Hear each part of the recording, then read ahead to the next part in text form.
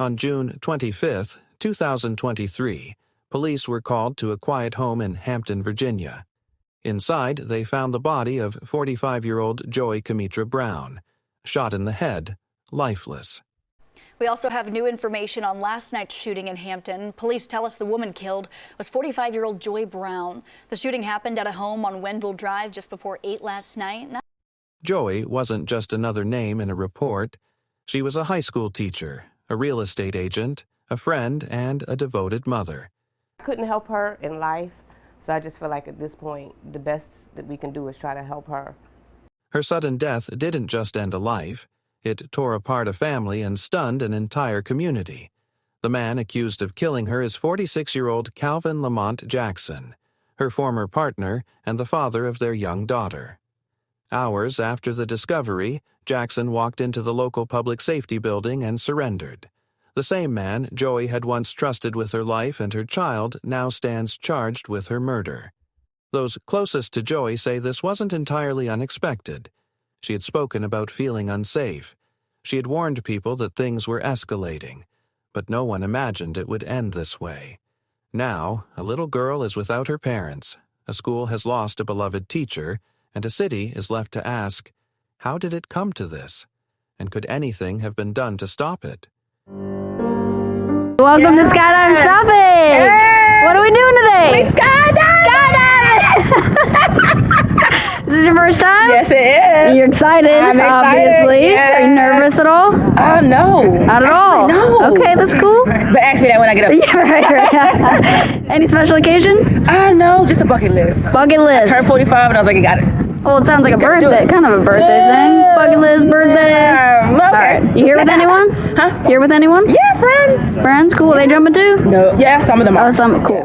Not alone. No, not alone. The other half is over there. He's not jumping at all. All right. Want to give a shout out to anyone before we go? Hey, shout out to my daughter, Tay. Come on, CJ. Love you guys. Awesome. Let's go do it. This story takes us to Hampton, Virginia, a coastal city known for its strong military roots, historic neighborhoods, and tight-knit community. But behind its quiet streets, this case revealed a tragic reality many never saw coming. Joy Kimitra Brown was a woman of purpose.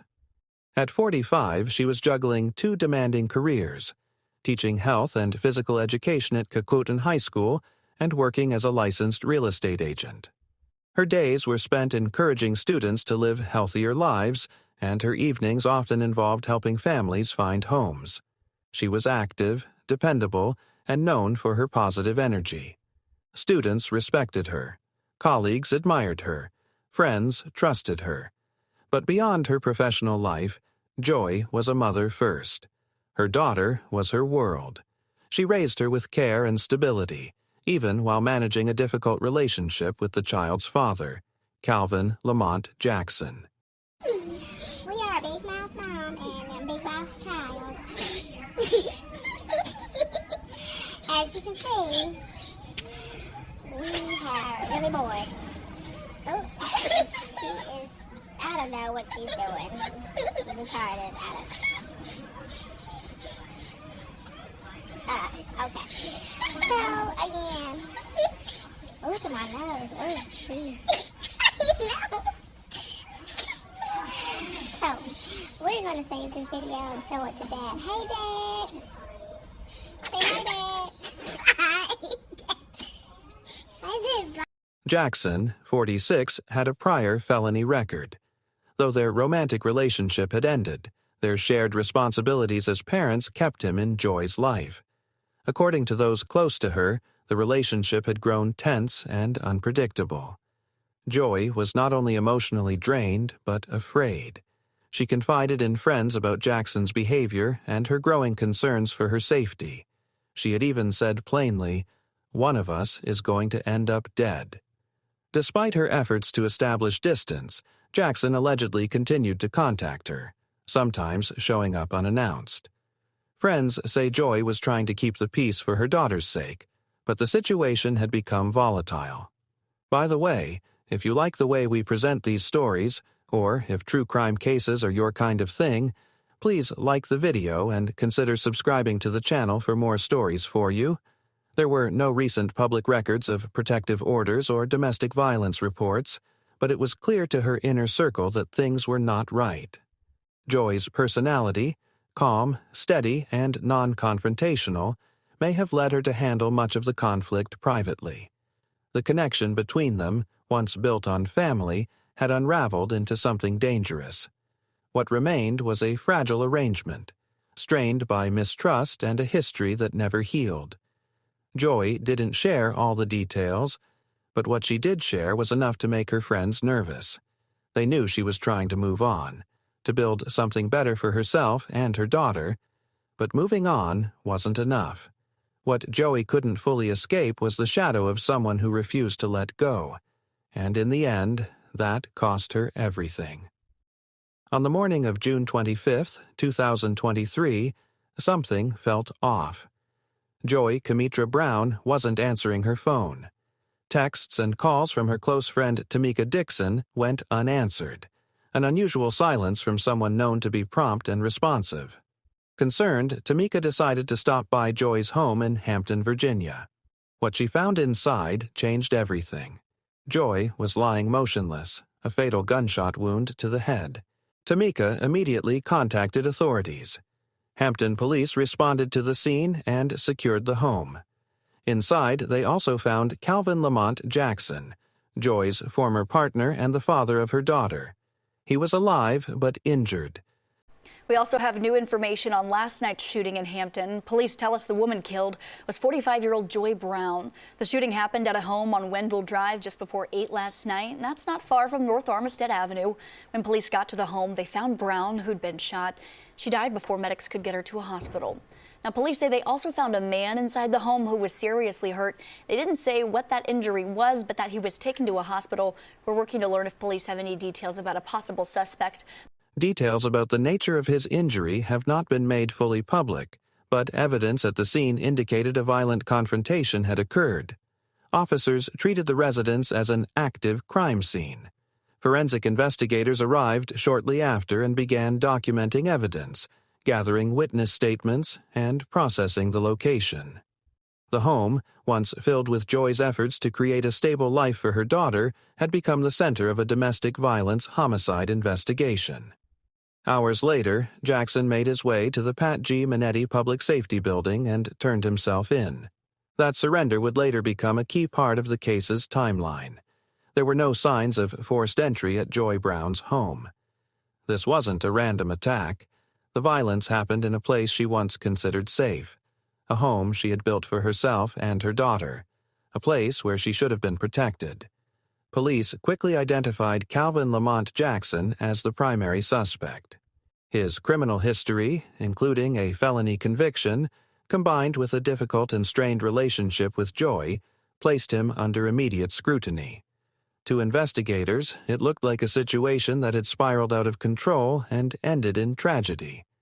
After Joy's body was found, Hampton police secured the scene and began their investigation without delay. I think properly charging him and now holding him accountable is some step in the right direction. Within hours, Jackson was taken into custody and charged with second-degree murder, possession of a firearm by a convicted felon, and use of a firearm in the commission of a felony. Calvin Jackson appearing in court Tuesday, 9 months after police say he killed Joy Brown. Two witnesses explained the strange circumstances leading up to the discovery of Brown's body. Jamar James testified around 2:30 in the morning on June 25, 2023. He heard yelling in the garage of Brown's house on Wendell Drive.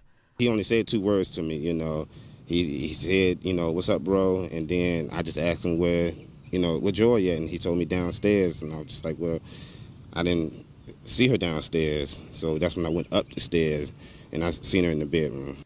His mind just wasn't there. His mind wasn't there. It was almost like he was in a zombie state, just like gone. Go out, hang out, cookouts. We have family events where they invite us to their house. We have family events, we invite them to our house. She had a lot of things going for her. She school teacher. She's got into real estate. She was ambitious. If she set a goal, she would go for it. and she would take it straight on. About an hour later, James saw her ex-boyfriend Jackson walk to a car, grab something, then return to the house. Later that day, James was asked to go check on Brown with her friend, Tamika Dixon. Dixon testified she was concerned after several friends and Brown's daughter didn't hear from her. Dixon says she found Brown cold with no pulse, laying on the ground naked in her bedroom. There was no other thought besides he killed her. That was it. I found her and he did it. James told the judge Jackson was disoriented, bleeding from his neck and nose. There was also feces smeared on the walls of the home. Police confirmed there was a gun with shell casing near Brown's feet. The autopsy reports Brown was shot in the head. Yet Jackson was a convicted felon and should not have had a gun. Court records also show Jackson had a long history of abusing Brown. Police issued a warrant for Jackson's arrest several months after the attempted murder-suicide. He was the last known person to see Joy alive. The absence of forced entry led investigators to believe Joy had either allowed him inside or that he already had access. The forensic team processed the scene, collecting ballistic evidence, photographs, and other key materials to piece together what happened. Detectives interviewed those closest to Joy. Her friends revealed that she had spoken of being afraid. She had shared real concerns for her safety, even expressing that she feared one of them might not survive the ongoing conflict. These weren't just passing worries, they were clear warnings that something was seriously wrong. While no recent reports of physical abuse were on record, the investigation uncovered a long-standing pattern of emotional pressure and controlling behavior. Even after their romantic relationship ended, Jackson's continued presence in Joy's life, largely due to shared parenting, made it difficult for her to fully distance herself. From the outset, investigators treated the case as a domestic homicide. It reflected a scenario that is tragically familiar: an intimate partner refusing to let go, leading to deadly consequences. The fact that Jackson, a convicted felon, had access to a firearm only added to the gravity of the case. His choice to surrender did not lessen the charges. In fact, it signaled to police that he was fully aware of what had taken place. The scene painted a clear picture, not just of a murder, but of a larger issue: domestic violence that escalated until there was no turning back. Joy's life ended not in a distant or dangerous place, but in her own home. What should have been her sanctuary became the site of unimaginable loss. Her death left a daughter without her mother, and a community shaken to its core. As the case transitioned to the courtroom, prosecutors began building their argument with layers of evidence: Joy's warnings to friends, forensic findings, and Jackson's criminal past. The goal was not only to secure a conviction, but to confront the circumstances that led to her death. In June 2025, nearly 2 years after the murder, the case went before a jury. They deliberated for 3 hours but were unable to reach a verdict. As of now, the trial continues. No sentence has been handed down. And so, the community waits for justice, for answers, and for a system that will finally protect those who speak up before it's too late. Joy Kimitra Brown's funeral took place at C.C. Carter Funeral Home, a quiet space filled beyond capacity with people who came to mourn and remember. Family, friends, co-workers, students, and neighbors gathered to honor her life and legacy. It wasn't just a service. It was a moment of shared grief for a woman whose life had touched many. Teachers from Cocoton High School stood up to speak, recalling Joy's dedication in the classroom and the relationship she built with her students.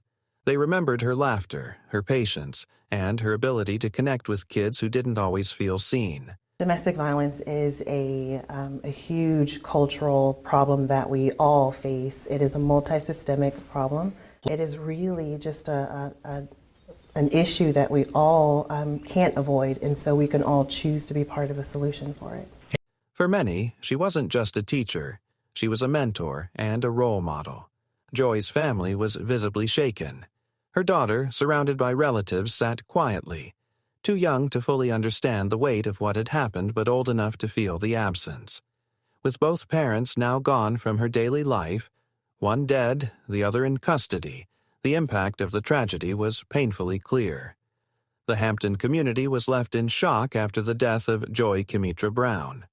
At Cocoton High School, where Joey taught, students created a memorial outside the gym with flowers, handwritten notes, and photos. Many of her former students returned to pay their respects, some in tears, others simply standing in silence. On social media, messages of love and grief filled timelines. Friends shared old photos and memories, capturing moments of laughter, support, and friendship. Her students posted heartfelt notes, many recalling how Joy had encouraged them to believe in themselves when no one else did.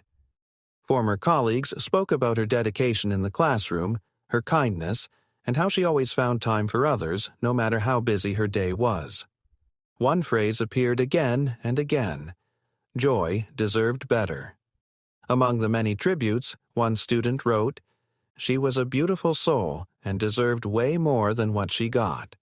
I hope she is resting in eternal peace."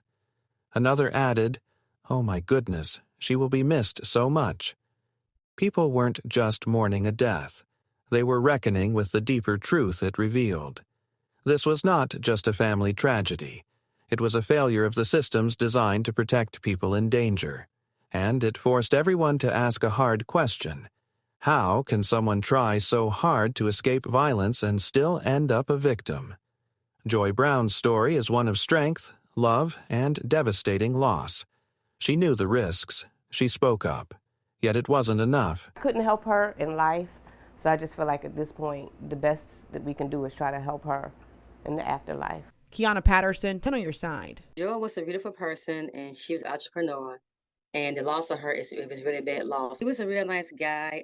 He's a fine, tight young man. I never had an issue with him. He always treated me nice. I'm heartbroken on both sides because I love both of them, and I just can't believe it. I'm not able to sleep at night because I think about both of them and what happened, and I can't believe she's gone. It's like a bad dream.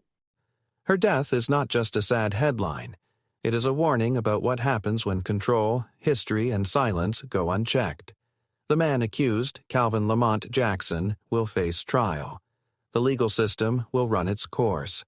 But no sentence will restore what was taken. Justice, in this case, means more than a verdict.